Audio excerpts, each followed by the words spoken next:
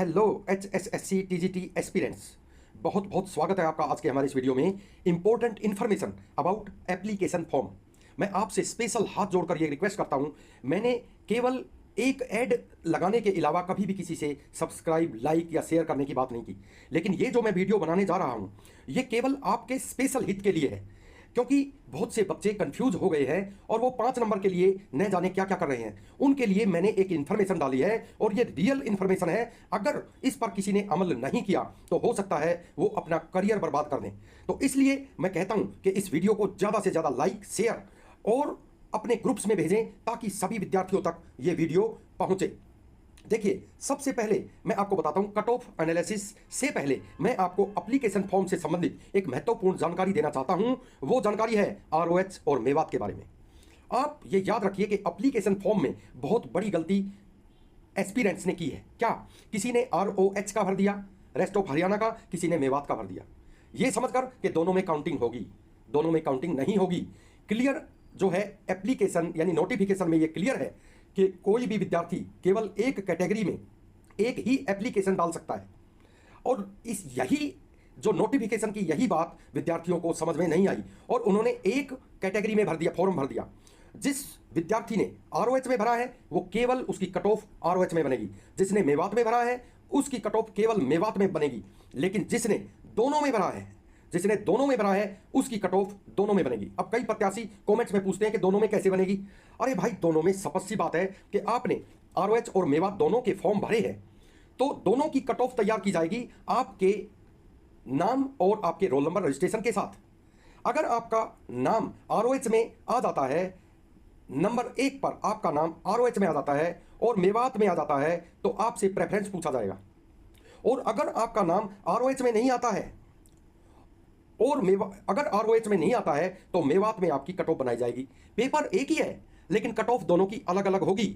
और उसी के हिसाब से अगर आप ROH में नहीं आते हैं तो मेवात में चेक किया जाएगा, आप मेवात में नहीं आते हैं तो ROH में चेक किया जाएगा। अगर आप किसी में भी आते हैं तो आपकी कट ऑफ उसी में तैयार हो जाएगी। ये बात आपको समझनी चाहिए, बहुत इंपॉर्टेंट है ये बहुत से प्रत्याशियों को नहीं पता है क्योंकि उन्होंने एक ही कैटेगरी में अपना फॉर्म फुलफिल किया है। कारण कि 2-3 वैकेंसी ऐसी हैं जो मेवात में भी हैं और ROH में भी हैं, तो आपको फॉर्म दोनों में फुलफिल करना चाहिए था। ये आपने गलती की है और इसका जो खामियाजा है वो उन बच्चों को भुगतना पड़ेगा, इसमें कोई दो राय नहीं है। नेक्स्ट हम आते हैं, मैं उन सभी विद्यार्थियों को सावधान करना चाहता हूं जो प्राइवेट तौर पर सर्विस करते हैं। यानी कोई एजुकेशन में किसी प्राइवेट स्कूल में टीचर लगा हुआ है, कोई किसी प्राइवेट जॉब पर है, उसकी सैलरी अकाउंट के थ्रू ही आएगी। कोई इंस्टीट्यूशन या प्राइवेट स्कूल ऐसी गलती नहीं करेगा कि उसको कैश पेमेंट करेगा। आप मेरी बात को अभी अच्छी तरह समझ गए हैं और अपने अकाउंट में हैंडसम सैलरी प्राप्त करते हैं। देखिए, लेकिन इनकम कम दिखाकर 5 अंक प्राप्त करने की तैयारी में है। मैं उनको यह बताना चाहता हूं कि आपका अकाउंट सरकार और HSSC से छुपा नहीं है। ये आज जो ऑनलाइन सारा सिस्टम जो हो गया है, आप इसको समझते क्यों नहीं है? आपका पैन कार्ड मांग लिया गया, कोई जरूरी नहीं है कि डॉक्यूमेंट वेरिफिकेशन होने के बाद आपको पोस्टिंग दे दी जाए। डॉक्यूमेंट वेरिफिकेशन होने के बाद भी आपकी इंक्वायरी चले, क्योंकि जब ये देखा जाएगा कि कितने बच्चे इसमें आ रहे हैं +5 मार्क्स में, तो वहां पर इनकम आपकी देखी जाएगी कि आपकी इनकम कितनी है। और जहां पर थोड़ा सा डाउट, यानी आपने पहले तो यस और नो में आपने गलत कर दिया और बाद में आप अगली अपडेशन लेके आते हैं, जो बाद की अपडेशन है नोटिफिकेशन से पहले की, तो वो डाउटफुल है, सीधी सी है। तो उसमें गवर्नमेंट और इंस्टीट्यूशन अपनी सारी की सारी जितनी भी निरीक्षण उनको करना है वो करेंगे। ये आपको बात समझ में अब नहीं आएगी, ये जब आएगी जब नुकसान हो जाएगा। अब मैं आपको बताता हूं कि DV कंप्लीट होने के बाद पैन कार्ड अभियान शुरू होगा और जरूरत पड़ने पर स्पेशल मैसेज द्वारा आपसे अन्य डॉक्यूमेंट की जानकारी मांगी जाएगी जो आपकी इनकम और फैमिली ID की सही जानकारी के लिए पर्याप्त होगी। आपको पता नहीं है, सरकार ने सब फैमिली के ऊपर 2 आंखें गड़ा के रखी हैं कि इनकी फैमिली में इनकम कितनी है, कितने आदमी हैं, बैंक अकाउंट कितने हैं, और वो आधार कार्ड से लिंक हैं। आप ये नहीं समझते, इसलिए मैं पहले से आपको यह सलाह देता हूं कि आप कोई गलत डॉक्यूमेंट DV में ना दें। उसके बाद में हम आते हैं नेक्स्ट, जिस पर सरकार और इंस्टीट्यूशन की स्पेशल आंख लगी है, अन्यथा बहुत बुरा हो जाएगा। जो मैं बोल रहा हूं वो मेरी अपनी तरफ से नहीं बल्कि ऐसा ही होगा, ये मेरी जानकारी है, मुझे पता चला है। कोई भी इनकम हमेशा अकाउंट के माध्यम से ही आती है, बस समझ लेना, समझदार के लिए इशारा ही काफी है। नेक्स्ट हम आते हैं कट ऑफ के ऊपर। HSSC TGT physical education 2023 attempt questions DV analysis. ये मैं क्वेश्चंस डीवी एनालिसिस के बारे में आपको बता रहा हूं कि फिजिकल एजुकेशन में जिसके क्वेश्चन इतने सही हैं या जो प्रश्न HSSC के नज़र में गलत हैं, ग्रेस वगैरह लगाकर क्वेश्चन सही करके जो क्वेश्चन सही होंगे, यानी जनरल कैटेगरी में ये देखिए, जनरल कैटेगरी में 60 से 63 क्वेश्चन अगर आपके सही है आप सेलेक्ट हैं। EWS में अगर आपके 60 से 62 क्वेश्चन सही हैं तो आप सेलेक्ट हैं। BCA में सीट खाली रहेंगी भाई, याद रखना 54 से 55 की कट ऑफ होगी। देखिए इन्होंने एक क्वालिफाइंग मार्क्स रखा हुआ है 40 और 50%। समझ सकते हैं, बार बार सब ने यूट्यूब पर ये बात बार बार बताई हुई है, अब भी आपको नहीं पता है तो बहुत गंभीर मसला है। तो 40 और 50% की क्वालिफिकेशन जो क्वालिफाइंग नेचर है वो क्वालिफाई करने के बाद इतने क्वेश्चन आपके सही है तो आप सेलेक्ट हैं। BCB में 56 से 57 क्वेश्चन किसी के अगर सही हैं, आखिरी तक सारे गलत सलत जो भी है सही करने के बाद 56 से 57 क्वेश्चन आप सेलेक्ट हैं। और SC में 45-46 क्वेश्चन अगर आपके सही हैं, कारण आप देखिए 40 तो क्वालिफाइंग ही है, 45 मैंने रखा है, 44 भी हो सकता है। ये सीट्स खाली भी रहने की संभावना है, जिस तरह से BCA की सीट खाली रहने की संभावना है क्योंकि इतने कैंडिडेट हैं ही नहीं, इतने एचटेट क्वालिफाई नहीं है।